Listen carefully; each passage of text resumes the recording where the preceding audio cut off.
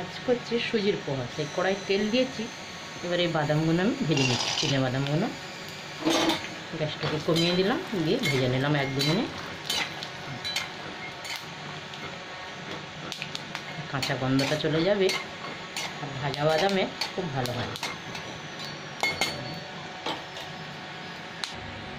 এখানে আমার বাদামটা ভাজা হয়ে গেছে, উঠিয়ে নিলাম।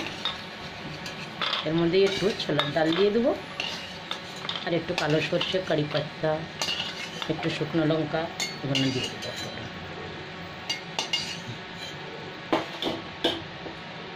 দিয়ে দিলাম দুটো শুকনো লঙ্কা ছিঁড়ে, একটু ছোলার ডাল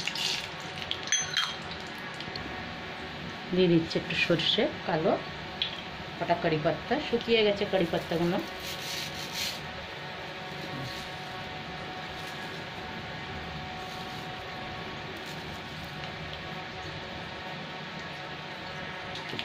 এখানে আমার মশলাটা ভালো ভাজা হয়ে গেছে, ছোলার ডালগুলো। এবার আমি পেঁয়াজ দিয়ে দেব।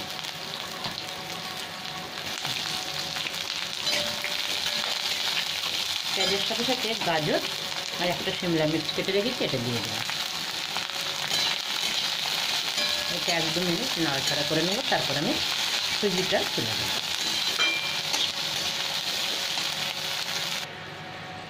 এখানে আমার সবজিটা ভাজা হয়ে গেছে, এবার আমি সুজিটা দিয়ে দিচ্ছি।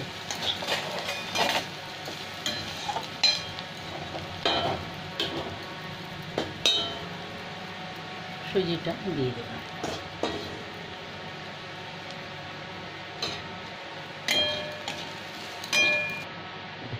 এখানে আমার সুজিটা ভাজা হয়ে গেছে, এবার আমি নুন দিয়ে দিচ্ছি। সবজির সাথে 2-3 মিনিট ধরে ভেজে নিলাম, আবার একটু নুন দিয়ে দেবো।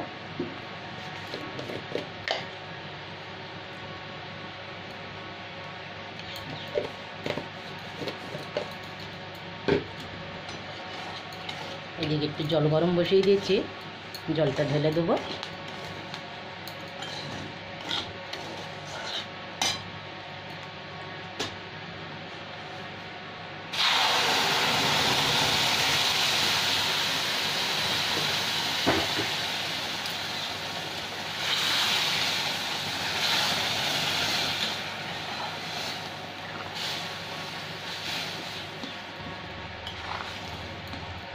গ্যাসটাকে কমিয়ে দিচ্ছি, দিয়ে ঢাকা দিলাম।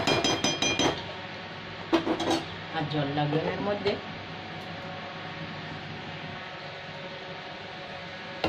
একবার খুলে আমি নেড়ে দিয়েছিলাম, আর একবার নেড়ে হয়ে গেছে আমার সুজির পোহা। জলও ভালো শুকিয়ে গেছে, এবার আমি বাদামটা দিয়ে দিচ্ছি উপর থেকে। আগে দিলে কি হয়, নরম হয়ে যায় তো, অত বেশি ভালো হয় না খেতে। উপর থেকে দিলে একটু আওয়াজ হয় মুখের মধ্যে, বেশ ভালো হয় খেতে।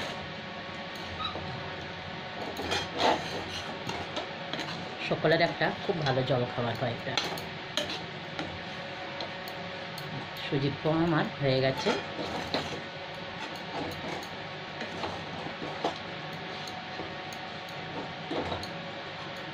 গ্যাসটা বন্ধ করলাম, আমার সুজির পোহা তো হয়ে গেছে।